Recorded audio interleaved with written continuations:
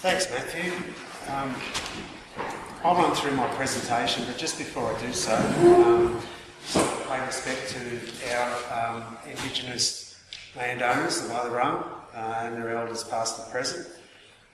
Just a little bit of history about myself. I've been started with state government in a few different departments, ended up primarily working in forest planning and then fisheries and marine parks planning before going to working in private development for a while, working on environmental effect statements in particular. And the last 2 years I've been with council working in the role of environmental engineer. You might ask what's an environmental engineer? Well, environmental engineers can wear quite a few different hats and come from different backgrounds. My background is quite varied, as you've just heard, and I'm trying to adapt those skills, that skill set in project management in particular, delivering projects along the not only the Clifton Springs, Foreshore and coastline, but coastlines that my jurisdiction starts at Brimley, fair section of coast there, then moves down into Colandina between Ocean Grove and Point Lonsdale. I've got a couple of little sections at St Leonard's, and then I start pretty much full on from Point Richards right through, not including the private land that interfaces the coast, but right through to Point Wilson, the other side of the bay. So I've got a lot to cover, but I do a lot of work, or a fair majority of my work, I should say, is at Clifton Springs. Just in relation to my presentation, I want to focus my presentation. I've been asked to speak about the works that we're currently doing from Clifton Springs through to the Dell, and with a fair focus on coastal erosion. I want to discuss some of the problems we're facing there in terms of coastal erosion, what we're trying to do about it, how we're going about it, and we'll also touch on some of those, including trying to maintain public access as best we can to those areas and improve some of the amenity in those areas. If you do have questions that are in relation to something different, I'm happy to take those questions on board, but I may not have the time, or it's really not the focus of my presentation tonight to go off on a tangent and start talking about a number of other things. So we might have some, I'm not sure if we might have a notebook up the back after the meeting. If you've got other detailed questions about other things, happy to take them on board. It might be the case that I refer them on to someone else within council, but I'll try my best to answer them either through me or one of the other officers. Excuse me.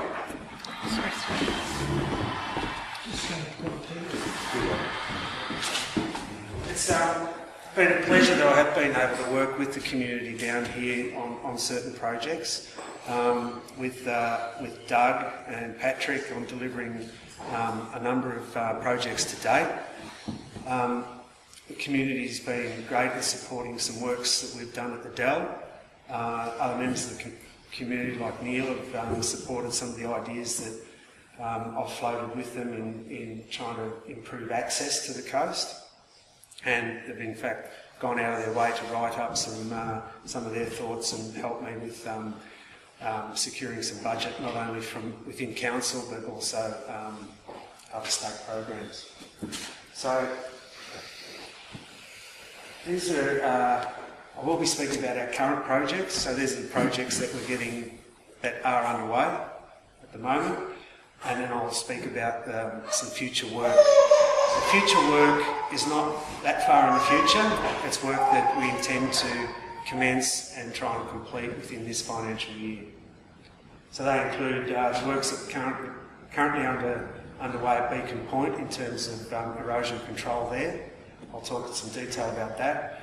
Some land stabilisation work that we do at the Dell, and that work is ongoing in the sense that we've got semi-permanent monitoring equipment down there, and some of the minor sort of beach works we've been doing at the Dell to maintain not only the beach immediately in front of the Dell, but just to the east.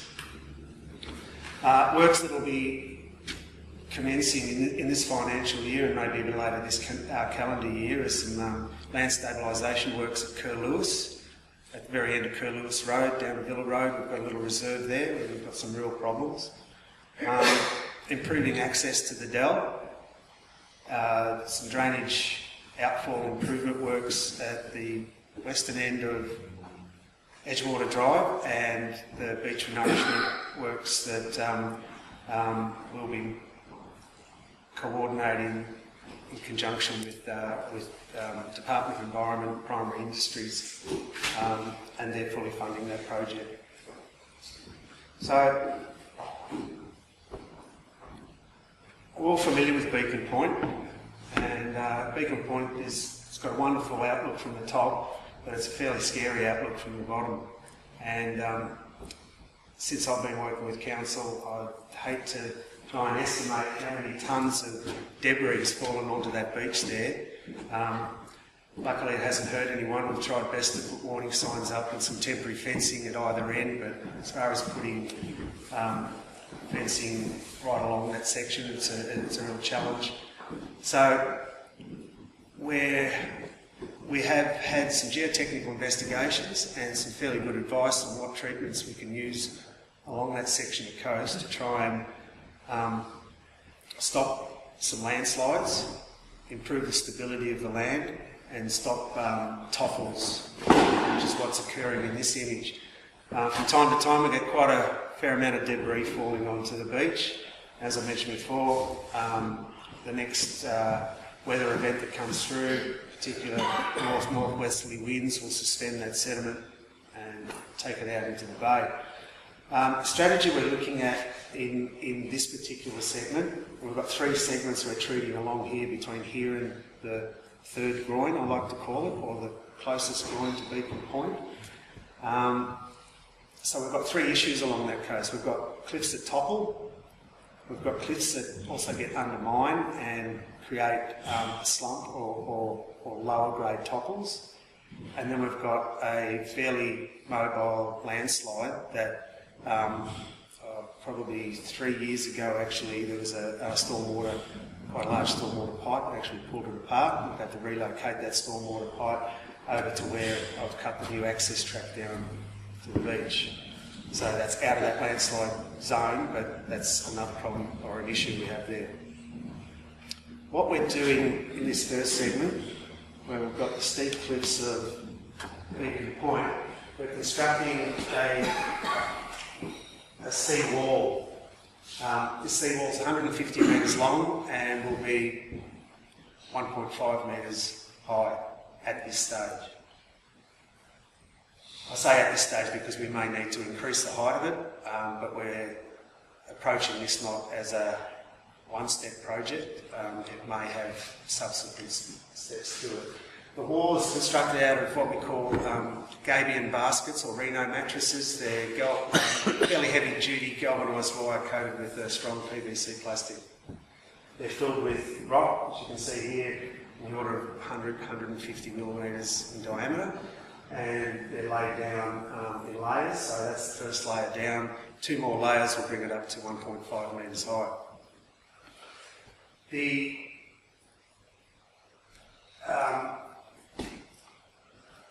This actually has 2 uses, this wall. For one, it'll protect the toe of the cliff, so protecting it from further undermining, undercutting, hopefully stopping some of the topples that are occurring.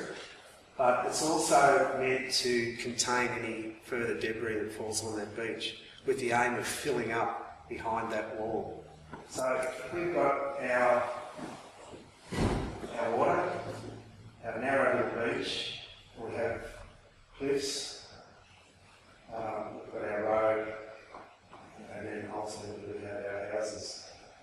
At the moment, we've got stuff falling off here, accumulating here, then washing out to sea. Hoping with this wall, we'll start to accumulate this material here, and it will create an angle to a certain point up on the cliff. At certain points on the cliff, it's not as severe as in that image, but it is laid back. In other areas we may even look at dropping the very top section. So we start to get a slope that does something like that. And what we call a slope when it reaches an angle where you no longer get topples, or you no longer get debris shooting down the cliff, we call it the angle of repose. And that's what we're trying to achieve there. So we're going to monitor that once that wall's completed. We're hoping with the tides we have next week, we'll find a way, or we'll go down next week, because we've got to work tides. We can only work machines on the outside, because I don't want anyone or any machine being on the inside, because they might mess something from up above. So that's our first treatment, 150 metres long.